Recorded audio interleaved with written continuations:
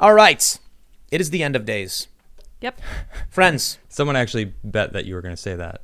I was going to say it's the end of days. Yeah. Really? The world's coming to an end. Well, Yellowstone is a chunk of Yellowstone the size of Chicago has been pulsing. Yeah, why? An injection of magma under Norris Geyser Basin may be why the region is 5 inches higher today than it was 20 years ago. So is it really the end of days? No, I don't know. How would I know? I'm not a seismologist or a Yellowstoneologist. I have no idea. But they do say that Yellowstone blows its top every 500,000 years. Yeah, and we're coming up on that, I guess. Are we? No. So. We're way past it. Oh, gosh. What? Thanks, Yeah, Adam. it says right here.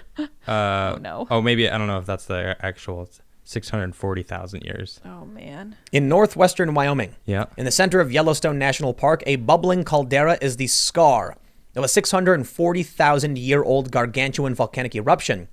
The 3,472 square mile park, encompassing the caldera, is filled with geological wonderlands and sprouting geysers and effervescing pools, all ultimately driven by magma and the superheated fluids churning in the rock below the surface.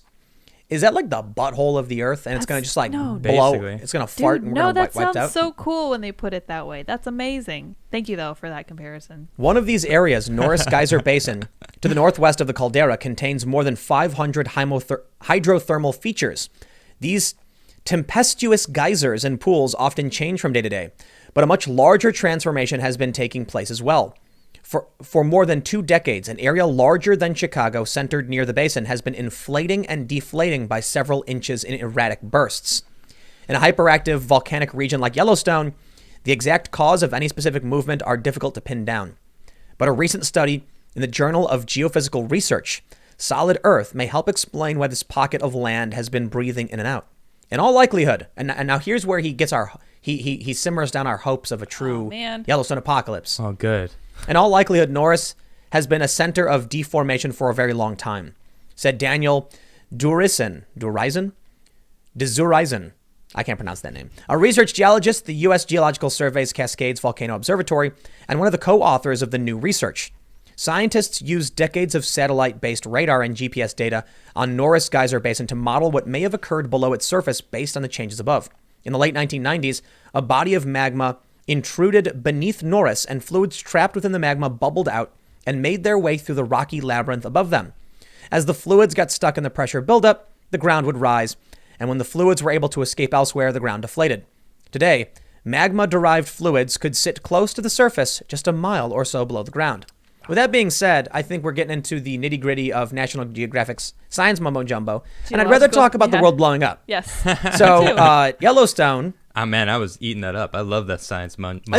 It's fun. But I'm all about it. I think we get the point. They say the new research does not indicate the supervolcano that created Yellowstone's caldera, which erupted 640,000 years ago, is any more likely to erupt now. Okay. Instead, the movements may help explain why the park's Steamboat Geyser has been erupting at a record-breaking pace since March 2018. Researchers also speculate that the changes below Norris may mean a slightly increased chance of hydrothermal explosion taking place in the basin. So, look, they call it the notorious NGV. I noticed that they don't say anything about, with the history of Earth that we know of, it erupted every 500,000 years. Not just it's like... a super volcano. Yeah. Yeah, and man. Before that, 500,000 years. And before that, 500,000 years. So that's kind of like been the way it's been. And it's been 640,000 years. So we're 140,000 years We are overdue. overdue for this volcano to explode. I mean, can it just happen? It's the waiting I can't stand. Well, I mean, if it did happen, America would be gone. We wouldn't know. Oh, totally. Oh, yeah. And then because it's so massive, I'm pretty sure the fallout would pretty much nuke the like world. go Yeah. around the world, wouldn't Unless you're a billionaire in your mountain bunker in New Zealand. yeah, but how long are they going to last? Forever. 10 years? Forever. No, forever. What do you mean? Really? What? Yeah, don't they have like 50-year supplies of energy and food in those things? Is that It's like some is that real? ridiculous amount of time. They're pushing the limit. What's the half-life for like a nuclear bomb? Like 35 years? I don't Something know. like that? Too long. Yeah, it's a long time. There you go. So when Yellowstone blows up, what do? You just sit here and Die. wait for like the shock wave and the acid rain to come just like... I don't think there's nothing we can do. Somebody's commented in the super chats that they would run towards the blast. Really? I don't think you can run, like, if you're in New York, what are you going to do? Run a mile before? Just start like, jogging towards... Start move that just start direction. jogging. And In then a you get couple of tired. days, you'll get hit by the shockwave or something. Yeah. But actually, this is something my dad used to say. He would say, if you saw a nuclear bomb coming straight down to like Chicago, what do you do? And what would you do? Like if you were in the city, I would quickly take a picture and post it on Instagram to prove that I was there. Just kidding. the point was, there's different levels of the blast radius of certain nuclear bomb, and if you're in like the you melt to death radius, you would much prefer to be in the and vaporized instantly radius. Yeah, I want to be vaped. Like the person in New York running towards it would more likely be choked to death by the ash. Right. You know, and the fallout from the volcano. Right. Well, which is probably what most of the country would be. Running towards Yellowstone wouldn't change anything. You're going to choke on ash. Yeah. The sun's going to get blotted out, and then you're going to acid rain or whatever.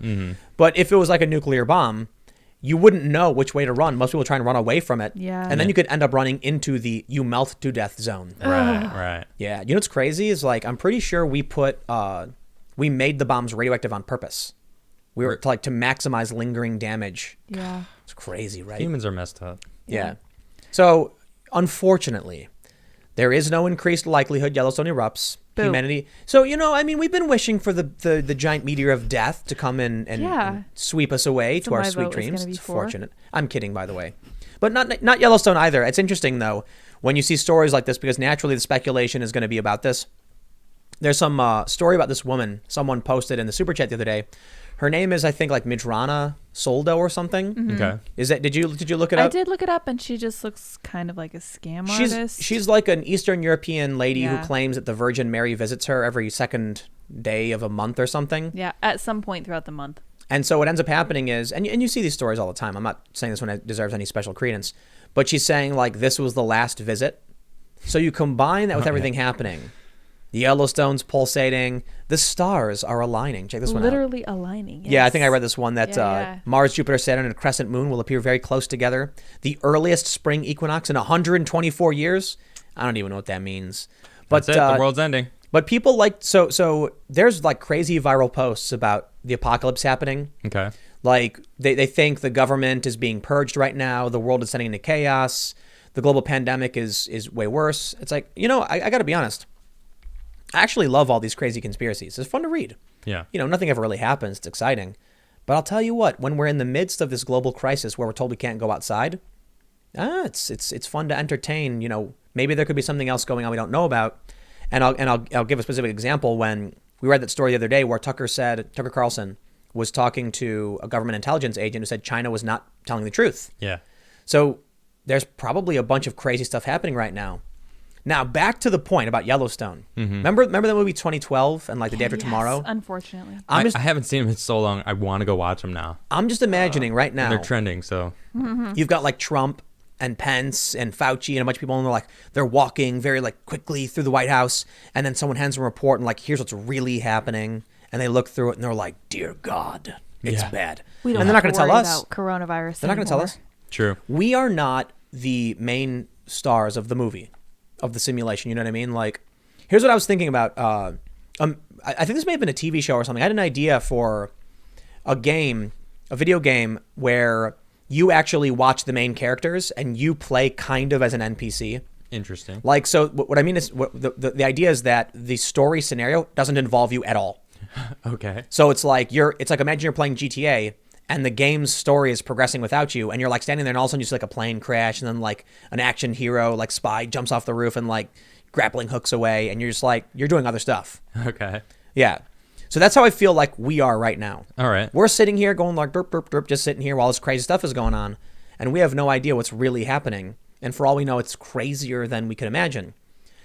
I think if the government's reacting the way they are, it's probably a lot crazier than we realize. Yeah, I think it is. Like, what's the likelihood that it's not crazy at all and they're lying? You know what I mean? Like, would they really sacrifice billions in profits and all stuff for, like, this global catastrophe? No, they love their profits. They love their power. They do. Why would they give it up? Yeah, they want, like, New York was down for 2 days or something for whatever reason. I don't know, like 4 years ago. And, like, everybody freaked out. They're like, wow, we lost so much revenue.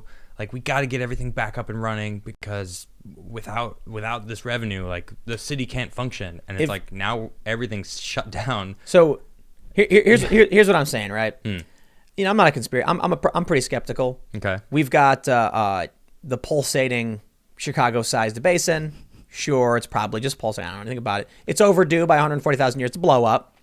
We've got the planets lining up in a strange way with the earliest equinox. I do like that it's Chicago-sized. That's cool too. I don't know if anyone knew this. Tim is from Chicago. From I am indeed south the side south side of Chicago. That's true. Oh yeah, that's true. But combine this with like gun sales, chaos, like man, like whatever is happening, it's happening. You know what I mean? Mm-hmm. Like cue the Ron Paul meme. You know the Ron Paul meme where he's like, "It's happening." It's Yeah, like the lights are flashing. Yeah. Yeah, man, we're in it. And I guess it's kind of exciting. I wouldn't be surprised if aliens showed up at this point, like a ship just came down. I'd be like, Oh, yeah, I expected Oh, there you that. go. It is Thursday. well, not surprised in the least bit. I want it. Just aliens? tell us. Well, just the truth, really.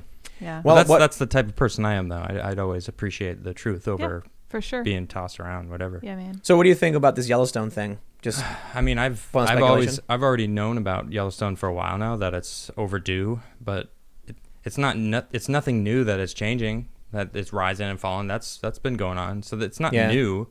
This article is just like, okay.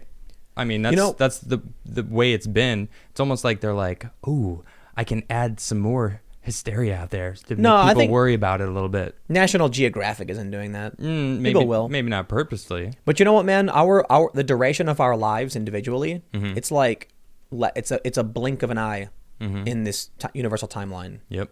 So we're talking about hundreds of thousands of years. We could live generations and never see it. Yeah. And it wouldn't even be that big a deal. The deviation would only be like, oh, it's like a 20% deviation. It's not even that big of a deal. But one day it'll happen. But what does that mean? Does it mean all life on the planet's wiped out permanently? Or does it mean it's going to be the next big extinction event? And then, so hey, whatever little kid is playing this game, this Sim Earth or whatever, Plague Inc. and they're going to be like, I'm bored with this one, purge, and then make like a new world of lizard people. Yeah. Like, whatever, do your thing, I guess. Mm-hmm. Yeah. Thanks for checking out this segment from the Timcast IRL podcast. We do the show every Monday through Friday at 8 p.m., sometimes an hour or two. And we do have a full live recorded version of the show that includes a lot of comments and smaller segments you probably don't see. If you want to check that out, you can watch live at 8 p.m. Monday through Friday, or become a member of this channel. And for $5 a month, you get full access to all of the recorded podcasts. Every day after the show, we make them available in the community section of this YouTube channel. So don't forget to subscribe and stick around for more segments and more shows Monday through Friday at 8 p.m. Thanks for hanging out, and we will see you all in the next show.